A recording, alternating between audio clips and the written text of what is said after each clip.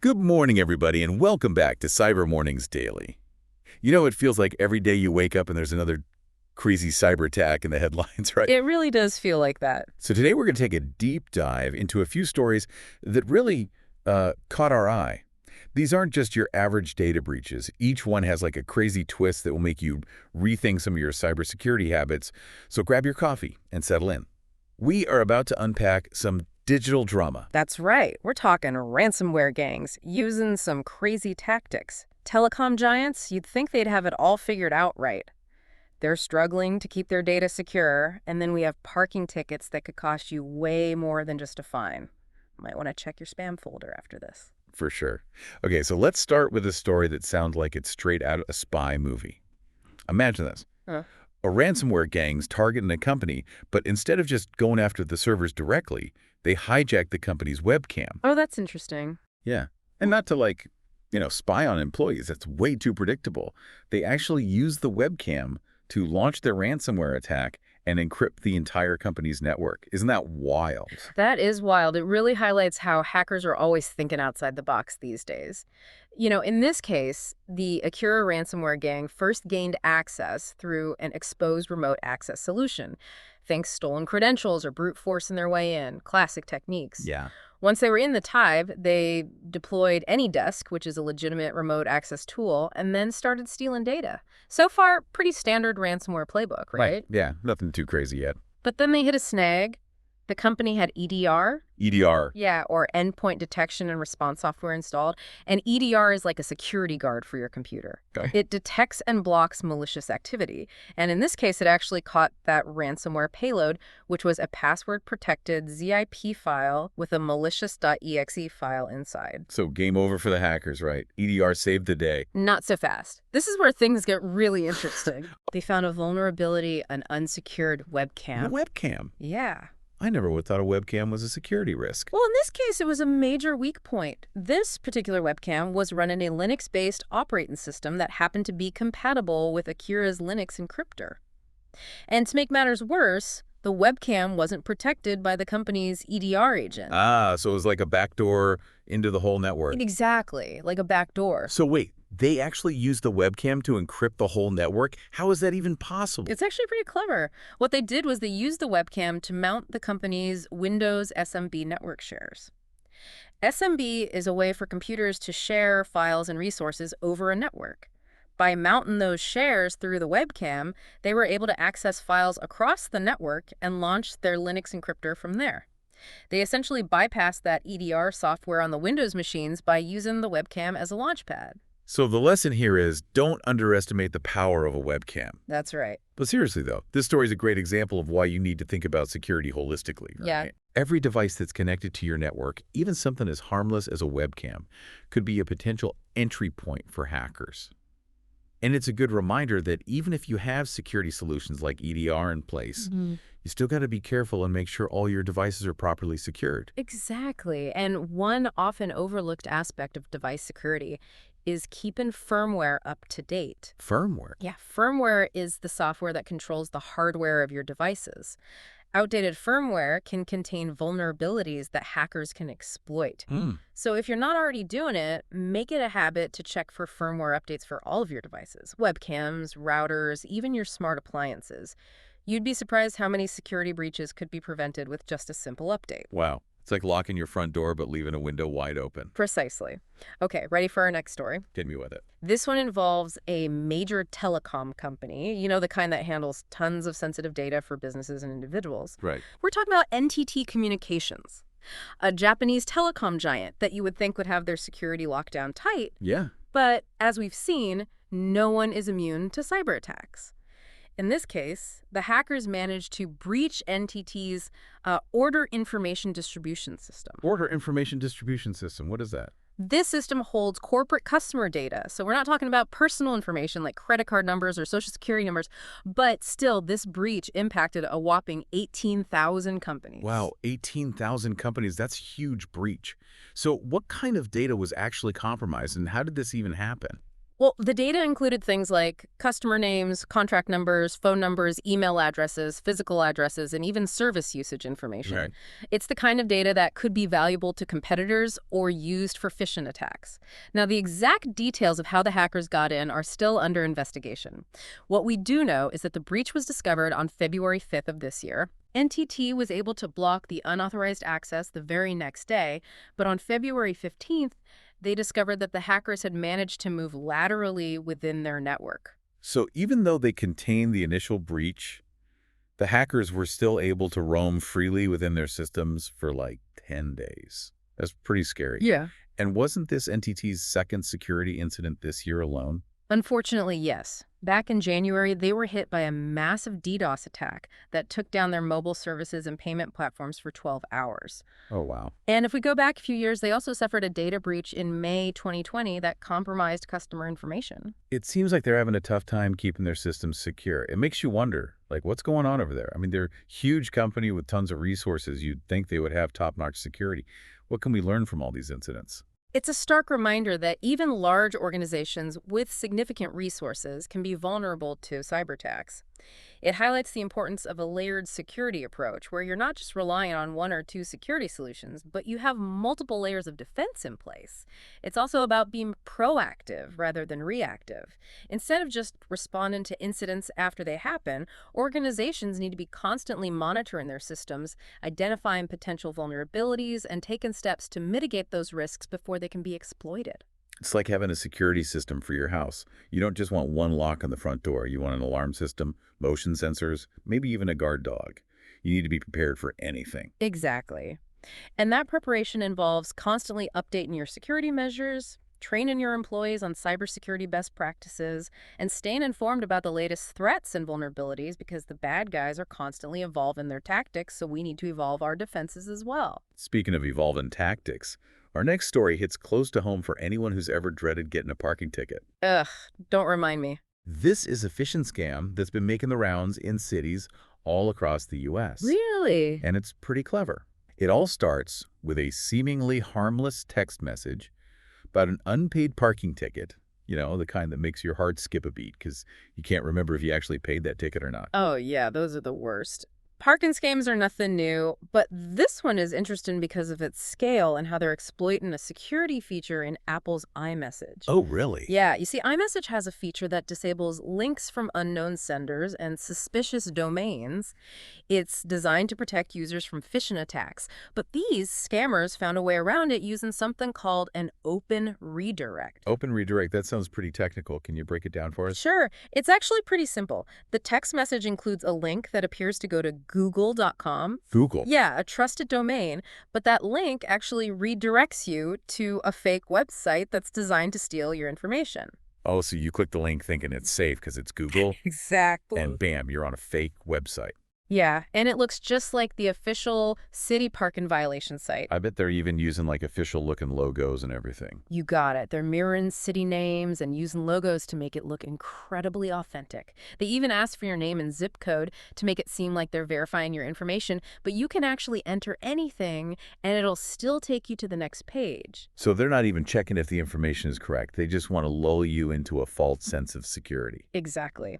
Once you're on the fake website, they'll tell you that you have an unpaid parking ticket and need to settle your balance immediately to avoid late fees. The amount owed varies, but they always make it seem small and urgent, hoping you'll pay without thinking too much about it.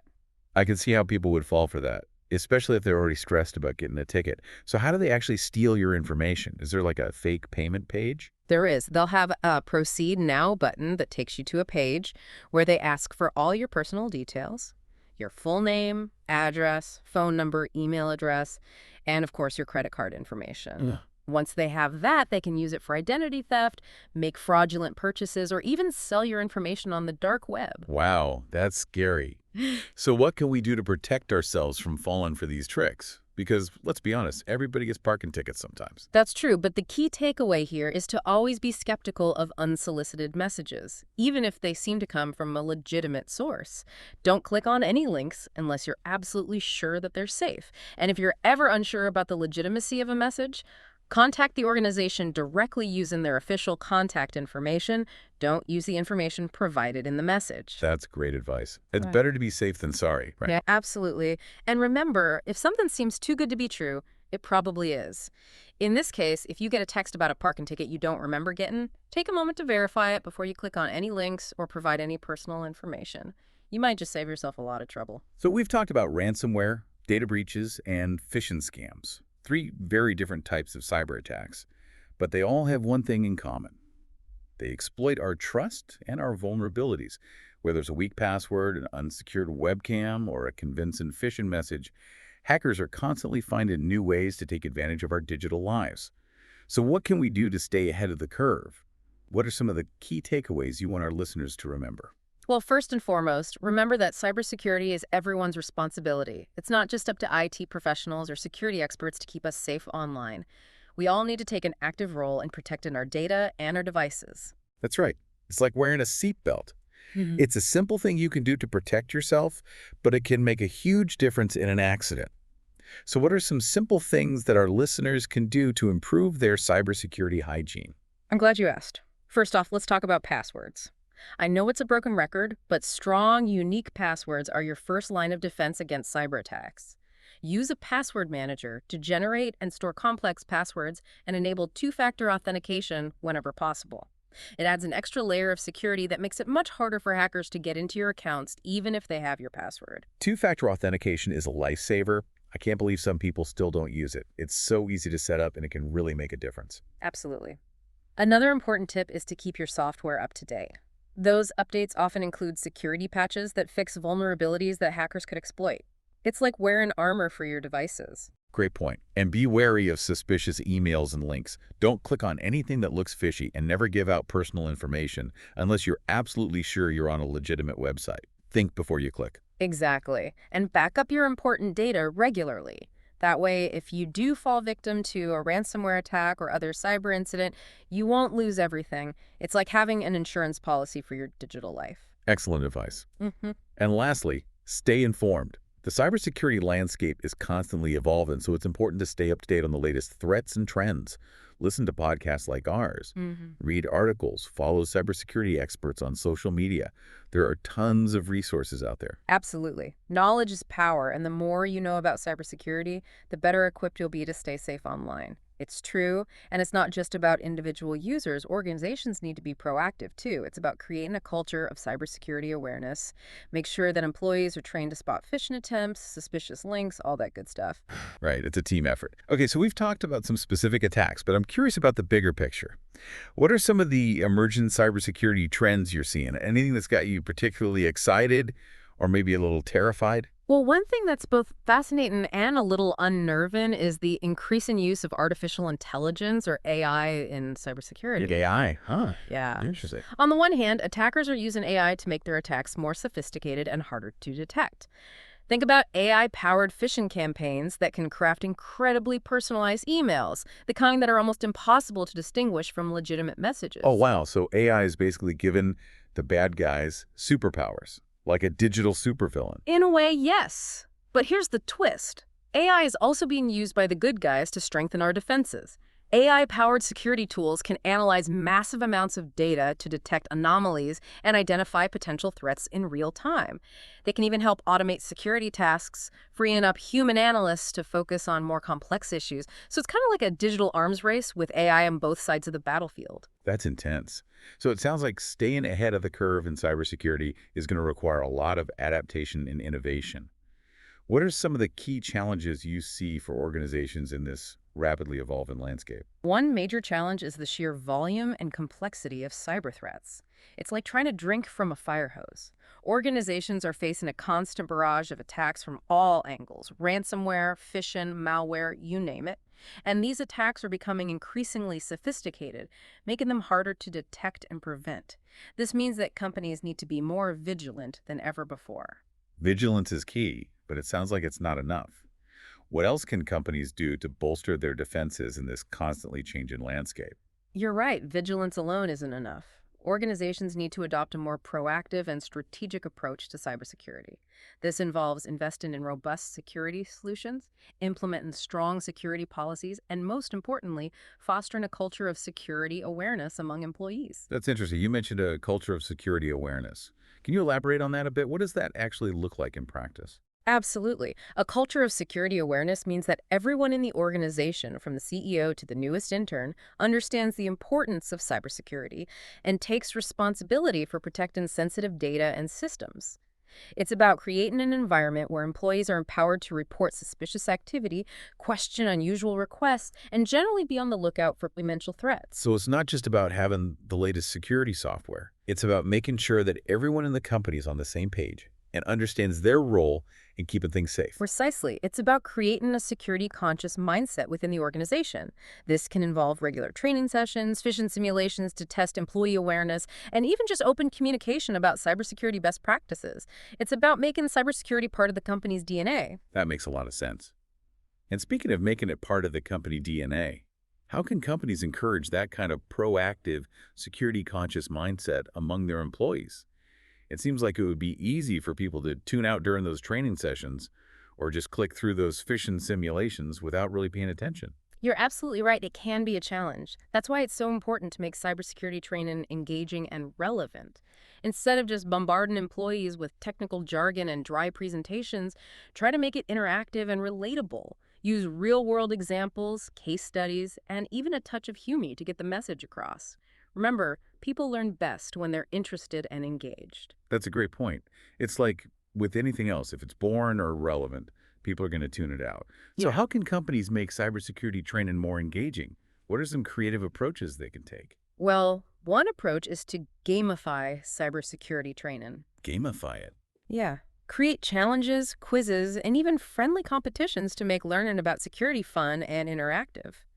You can also use storytelling to bring cybersecurity concepts to life.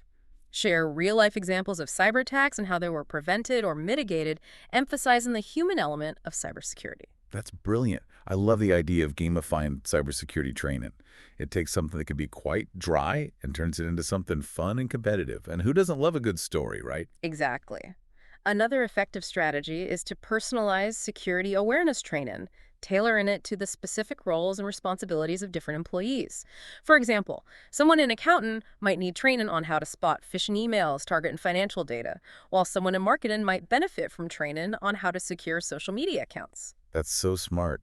Tailor the training makes it much more relevant and impactful for each individual employee. It's not just a generic one-size-fits-all approach. Exactly. And remember, it's not just about initial training. Cybersecurity awareness needs to be an ongoing effort. Regular refreshers, updates on new threats and trends, and even just quick tips shared through internal communication channels can all contribute to a stronger security culture. It's like anything else. Practice makes perfect. Right. The more we learn and the more we practice good cybersecurity habits, the better equipped we'll be to stay safe in this ever-evolving digital world. Absolutely. And it's not just about protecting ourselves and our companies, it's about protecting our society as a whole. Cybersecurity is a global issue, and it requires a collective effort to stay ahead of the bad guys. I love that. It's a reminder that we're all in this together, right? We all have a role to play in making the digital world a safer place. That's right. And that brings us back to the importance of individual responsibility. While organizations need to step up their security game, individuals also need to take ownership of their online safety. Okay, so let's talk about individual responsibility. We've already touched on some basic tips like using strong passwords and being wary of phishing emails, but what are some other practical steps our listeners can take to protect themselves in their daily digital lives? Well, one of the most important things is to be aware of your digital footprint. Think about all the information you share online, your name, your address, your photos, your browsing history. This information can be valuable to hackers, so it's crucial to be mindful of what you share and who you share it with. That's a great point. We often share so much information online without even thinking about it. So how can we be more mindful of our digital footprint? What are some practical steps we can take? First off, review your privacy settings on social media platforms and other online accounts. Make sure you understand what information you're sharing publicly and who has access to it. Consider limiting the amount of personal information you display on your profiles and be selective about who you connect with.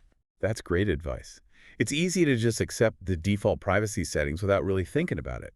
But taking the time to review and adjust those settings can make a huge difference in protecting your privacy. What else can we do to minimize our digital footprint? Another important step is to be cautious about the apps and websites you use. Before you download an app or sign up for a service, take a moment to read the privacy policy and understand how they collect, store, and use your data. Choose reputable apps and websites that prioritize user privacy and security. Never really thought about reading privacy policies before. It seems like such a chore. But you're right, it's important to know what we're agreeing to before we hand over our personal information. Any other tips for managing our digital footprint? Absolutely. Be mindful of the links you click and the files you download.